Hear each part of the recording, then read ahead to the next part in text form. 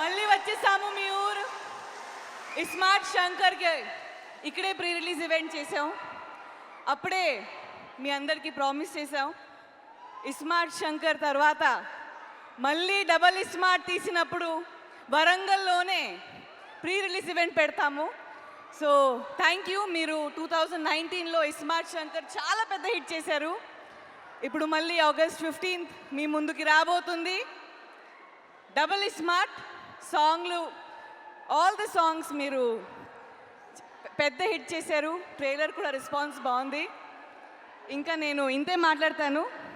August 15th రోజు hit కొట్టిన తర్వాత అప్పుడు మాట్లాడతాను. Thank you. Love you all.